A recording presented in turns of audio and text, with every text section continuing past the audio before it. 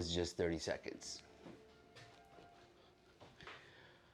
Oh, family and friends, welcome to the DJI. I'm kind of super impressed with what the hell I'm seeing on this camera. Like, I gotta be honest with you. This is dope. This is some really dope, and it even has depth of field. I can see it. When we look at this footage from the DJI, it's going to be dope because I'm going to sync it to to what's going on over here. What I'm going to be bringing on the trip, other than my iPhone, is I always bring my running gun that I can really just pop off at any given moment if I really need to. And I have a handheld camera or this. It's already pre-balanced, and even if it's not, it's pretty quick. Everything is USB-C. To be honest, like I don't like. It's like, do I need this to produce this when I can produce with the DJI? Wait till you see the comparison, like the shots when I'll compare the different angles, because I'm doing this from 3 different angles. We got a Blackmagic over here, we have a Sony here, we have a DJI Osmo Pocket over there, which is pretty freaking dope. It looks like. Like I'm looking at this footage on my iPhone, and it's just like it's dope. The other way. No, the other way. Dun, dun, dun, dun. So the one we have that's rolling around that you see moving, the main one, that's a Sony A7. So yeah, that's the Sony A7S III. We got a Blackmagic over here. But anyway, we're going to be talking about what I'm going to be shooting with and what I consider a run and gun camera, and what in particular are my settings for this particular unit and whatnot. I'll start with the basics, what it is. I'm going to be using a DJI RS2. This is the gimbal of choice. I switched to this just because it works a little bit more fluid with my ecosystem. It's powerful enough.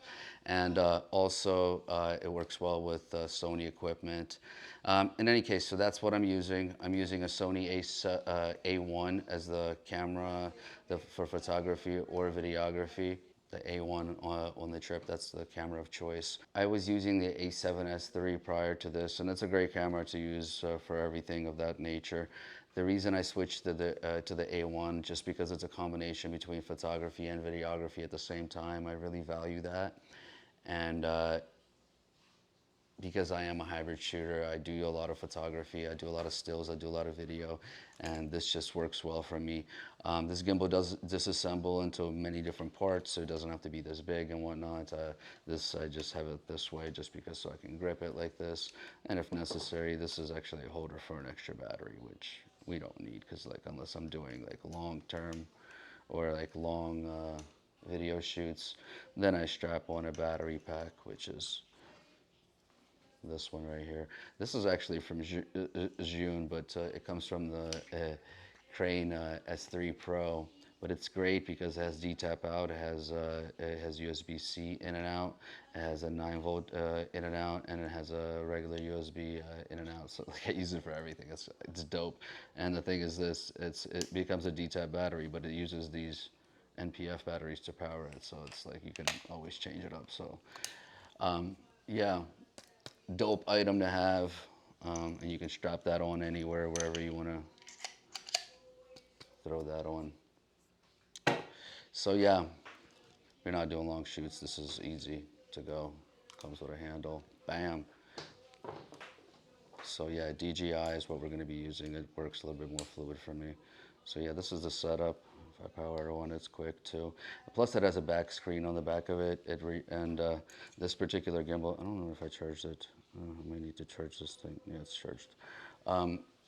It reacts really well to the app and whatnot, and I do have the full system, the DJI Raven Eye for this as well, if I wanted to view what's on this particular camera. But the fact that I have a Sony A1, I can directly view and monitor what's happening with the actual Sony app, so directly from the camera into the phone. If I'm using the phone to monitor this somewhere else anyway. So it takes the need for the extra things and whatnot to have. The phone that I do use for monitoring is going to be the Sony Xperia Pro. Just because it gives me a little bit of flexibility to use this as an actual monitor with an HDMI cable. If I need to go handheld or whatnot, I can strap this on, or even strap this on here and throw an HDMI cable and monitor this live. So it works as a wireless monitor and it works as a wired monitor. So, but that's pretty cool. You know, it has a HDMI in, which Sony designed this particular model. It's a little pricey. The phone itself is at retail, I think, is like $24.99, but you can find it on eBay right now for like, I just sold one of mine because I had two originally. Really cheap. I think it was like 1,800 or 1,600 and whatnot. So you can find them on eBay, relatively decent priced, if this is what you need for your workflow. So it has like 5G, whatever, nanowave technology, which lets you upload things a little bit faster as well if you're a professional photographer, videographer. Let's say you're shooting sports and whatnot. But yeah, let's say remote shooting, I can set that up on my camera, and now I'm using this as a remote monitor, and it's straight from my camera. It doesn't, I don't need to throw in the DJI module on there and whatnot. Some cameras you do that don't have that, so the DJI gimbal comes with that. But in this scenario, I don't need it, so I'm keeping it as light as possible. So yeah, that's it. The only other thing is, like I said, I could use this as a monitor, and so yeah, this will be the run and gun setup anywhere I go. Doesn't always come with this handle, but this handle is really, it just slides in, right, slides off like that, and this gimbal takes 2 seconds to fold up, and once you pre-balance it, you're good to go. And you just set it up, you tighten it up. Now you have a handle. Now you have 2 handles, bam. So you can execute a shot, whatever it is, smooth. It does have auto calibrate, which is great. I don't have it on an extension. Usually I use an extension or a vest if I'm using a heavy camera like this. I wouldn't want to hold this camera, to be honest with you, all day in my hand. It would run and gun, Sony setup, point to follow. So what kind of angle you want to take. It's on 28 right now. So even if you do like something really long. So yeah, even the Sonys are great on this particular phone, right? And I've been using Sony for this. But what I want to do is I want to see. So now we're going to use an iPhone.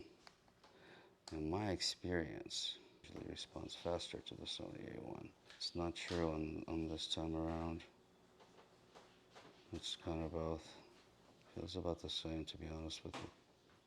But in any case, yeah, I think the Sony is the iPhone actually looks better, to be real. But the fact that you can do Sony